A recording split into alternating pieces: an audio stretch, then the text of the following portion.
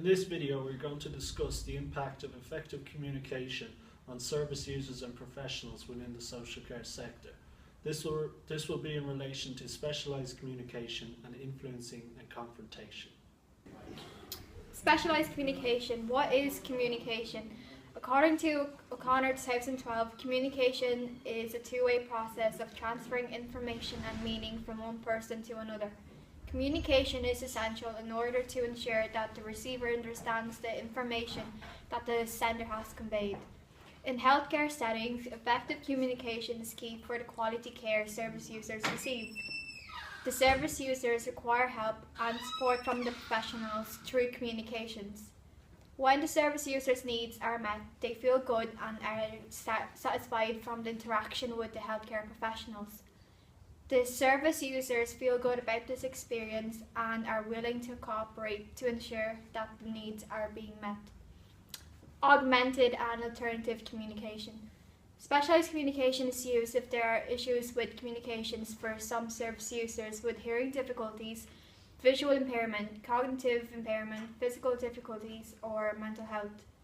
In order to fulfill the service users' needs, communication tools are essential. According to Glennon and DeCoste 1997, augmented and alternative communication are communication methods that are used to replace written or verbal forms of communication for individuals with severe speech impairments. It can be unaided or aided. Examples of unaided AAC include Irish Sign Language or LAV. Service users with hearing difficulties or intellectual difficulties are able to rely on these. LAV is a manual communication system that are used by individuals with speech impairments, and it supports service users for the sole purpose of verbal communication. Examples of aided AAC include low-tech AAC such as the picture exchange system and high-tech AAC such as the speech generating device or the Dynavox IMAX system. The low-tech AAC is used for service users with autism or intellectual disabilities. The picture exchange system teaches the service user to communicate by exchanging pictures for what they want. The speech generating device is essential for the means of service users' communication. The Dynavox IMAX system gives service users the opportunity to communicate with others by turning eye movement into text and speech. Communicating with a service user with autism. According to Bogdashian 2005, when communicating with a service user with autism, it is important for professionals to understand that they have a unique way of communicating. Service users with autism may feel uncomfortable with individuals getting too close to their personal space. They may communicate without expressing facial expressions or sign language. Service user may also take the other individual's language literally, so it is essential that professionals use their language correctly. Communicating with a service user with dementia. According to Robbins and Lykatzos 2006, when communicating with a service user with dementia, it is important to make use of nonverbal communication such as eye contact. It is also important to address the service user by their names and ensure that the service user is wearing any hearing aids if necessary. It is also important to speak in a low tone of voice and listen to keywords. Cialdini 2007 devised 6 laws governing influence. These are 6 facts about how and why people are influenced by other people to act in a certain way. These are the law of scarcity. Scarcity increases value. People desire an item more when it is scarce, and as such are willing to do more to acquire it. The law of reciprocity. People feel compelled to return favours that are done for them. They feel obliged to reward the favour. This might remind you of the quote, "You'll scratch my back, I'll scratch yours." The law of authority. People are more likely to follow the instructions or advice of those they perceive as an authority figure. An example of this would be your doctor.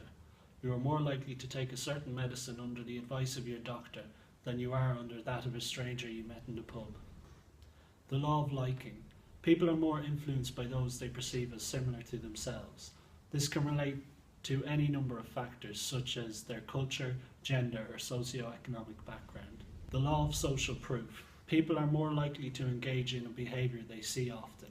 People often avoid going against the people around them. As seen in Ash 1951, this is most effective when they are uncertain of something. They are then more likely to go with the opinion of the crowd. The law of commitment and consistency. People value consistency in a person's behaviour. It is perceived as an indication of reliability, trustworthiness, or honesty. This also means that people are more likely to be consistent in their own actions or opinions if they have previously committed to them. This is out of a desire to be consistent themselves. In his book, People Skills, Thompson 2015 outlined 7 strategies for influencing. This is a list of strategies which are effective in influencing another person's behaviour. The first strategy on the list is connection. This refers to establishing a personal connection with the other person. This can be achieved in simple ways such as making small talk or smiling at the other person, but it is important that the rapport is genuine and that the other person feels like you are engaged with them. The second strategy Thompson lists is putting your cards on the table. This is a metaphor for being open with the other person. The person must not sense an ulterior motive in your engagement with them and must feel as if they are fully aware of your character and of your motives. Number 3 is giving solutions, not problems. This one is as simple as it sounds. It means you should not complain about the problems the other person might have. They are likely aware of them already. Instead, you should offer ways of solving these problems. The person will be more receptive to constructive dialogue than mere complaints. The next one is giving feedback. This can tie in with the first strategy, where positive feedback helps to establish a rapport between you and the other person. Negative feedback must be constructive and must be delivered in a tactful and sensitive manner so as not to insult the other person. The fifth strategy is speaking the same language. It could be interpreted as literally speaking the person's language, but it could also mean speaking in a similar way to the person. Do they speak formally or informally? Do they use nicknames or full names? This ties in with Cialdini's law of liking. Speaking the same language as the other person allows them to ignore any perceived notions of you being different to them, and they will hopefully be more receptive to you. Thompson's sixth strategy is dealing with objections. You may find the person disagrees with something you are trying to influence them to do. It is important that in this scenario you are seen to engage with their anxieties and are willing to change things if it would make them feel better. Again, this must be genuine, as insincerity is easily detected. The final strategy is listening and empathy. This refers to your ability to see things from another person's perspective. You must not have tunnel vision, preventing you from seeing their side. This involves listening to the other person's opinion and being able to understand why they might feel that way. Right, confrontation. What is confrontation? According to Jared 1998, confrontation is the spoken face-to-face way of dealing with or addressing an issue.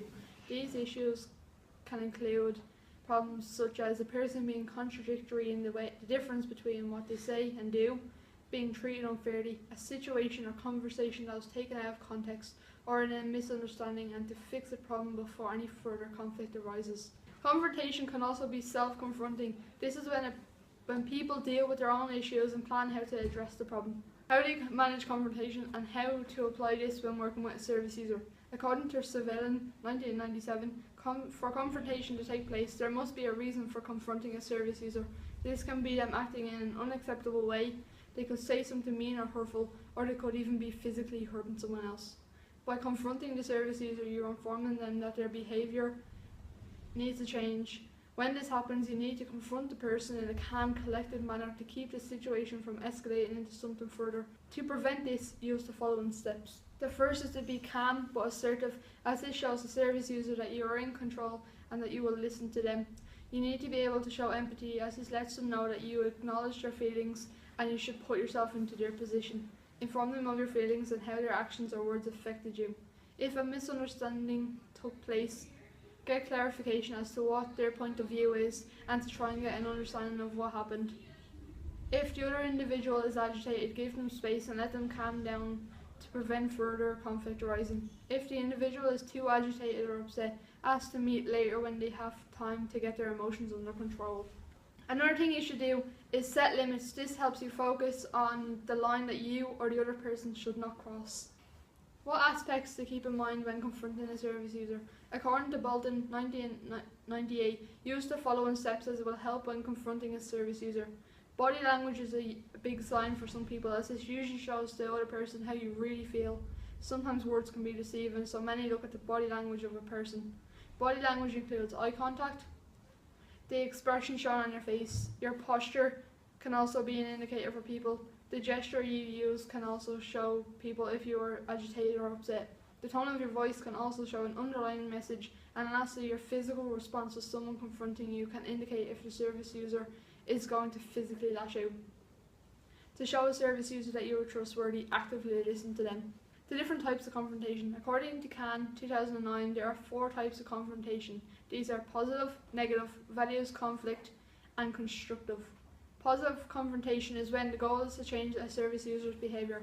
This aims to change or maintain the behaviour which is the issue of the confrontation.